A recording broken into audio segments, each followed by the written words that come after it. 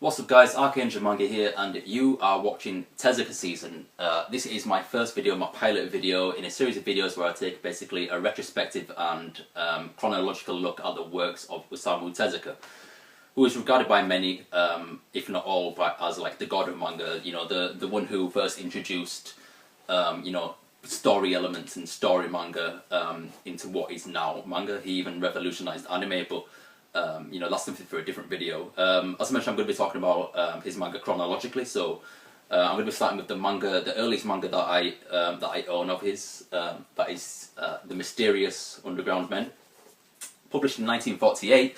So, you know, this is a very, very old manga, and he even himself regards it as his first story manga. You know, the first manga where he employs uses of, you know, like different plot devices as to, you know, only and solely comedy, which manga at that time, you know, was mainly consisted of. You know, all manga at the time was basically gag manga, and he introduced elements like tragedy, drama, you know, story-driven plots, character development.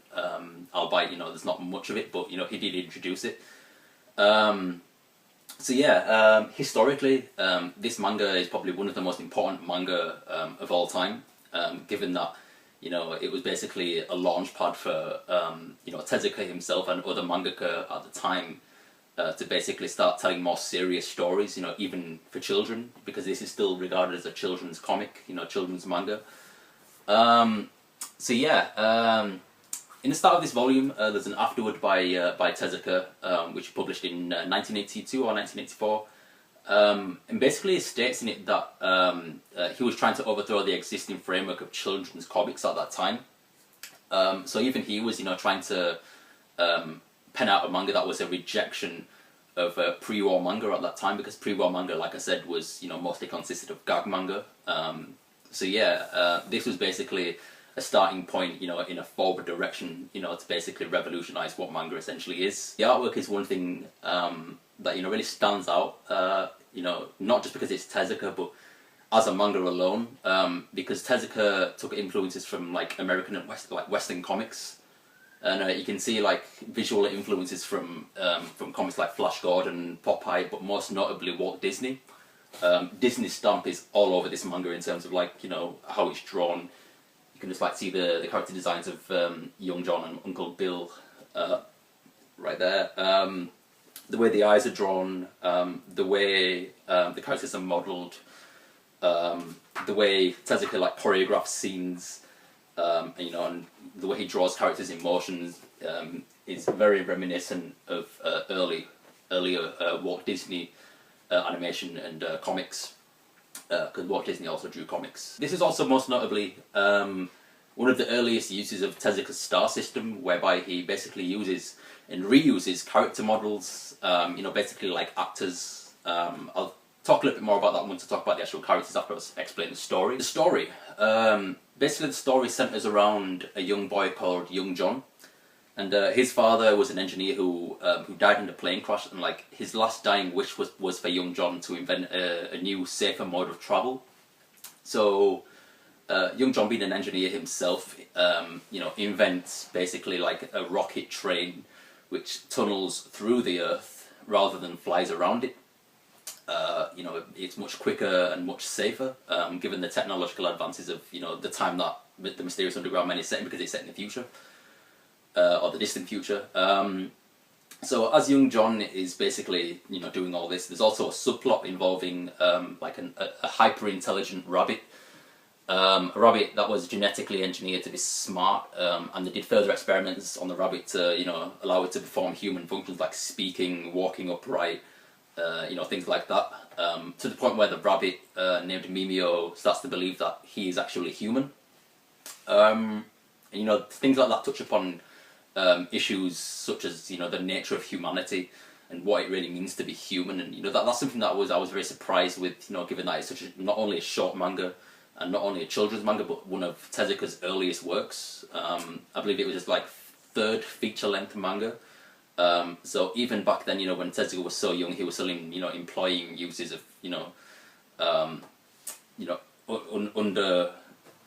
underarching themes, I guess I should say, But yeah, further on with the story, the subplot and the main plot end up converging. Mimio and Young-jong essentially end up teaming up and going to the center of the Earth together. In this massive rocket train, tunneling into the Earth.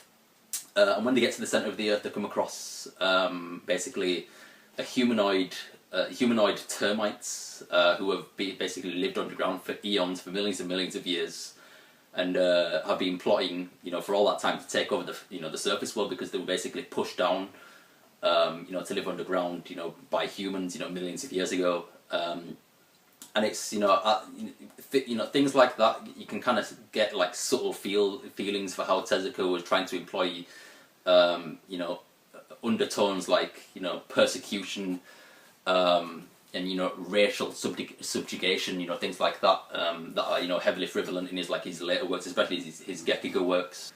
From when they get to the center of the Earth, it's kind of like a struggle between these humanoid termites and Young John, and like the rest of the human population. It's kind of like a little miniature war thing that goes on. There's it's basically gung-ho action, basically a race to save the world, kind of thing. But it all wraps up very quickly, given that it's such a short manga. So there are characters in this that remain very flat and undeveloped, whereas characters like Mimio, especially Mimio, who's probably the most developed character in the entire story, and Young John, they get Young John gets a little bit of development, but I wouldn't go as far as to say he seems like a main character who can really carry the series. Mimio, the rabbit, is the one who, like I said, who gets the most character development and like the one who's most interesting. Just to talk about Tezuka's star system. As you can see on the front cover here, we have Uncle Bill, or Mr. Mustachio, who's one of the who's Tezuka's stars, famous actors that he uses throughout his manga. There's also another character in here who's like one of the villains called Hameg, and I believe Mimio also is one of the star characters. But yeah, this is one of Tezuka's earliest examples of such. I believe Mr. Mustachio, among others, were used, and Hameg and things like that were used in like Next World and what's the other ones? Metropolis, maybe. I haven't read them, so I can't really confirm. But further reading his manga and doing more of these reviews will help me more to understand what characters pervade, and permute like other series. So yeah, overall, this manga is very historically significant, given that it's a manga that's created so early and can still deal with themes that are still universally relevant today. Like racial segregation, the nature of humanity, technological advancements, affecting the environment that we live in. These themes are wholly prevalent in a lot of Tezuka's work. You can definitely see how the Western influences have impacted his thoughts, especially like after this is basically post-war manga, so emotions are still very high, given that it's 1948. It's only 3 years after the Second World War ended. But yeah, one thing I want to talk about as well is Picture Box's presentation of this manga. They've published it in its original size, and it's basically all in colour.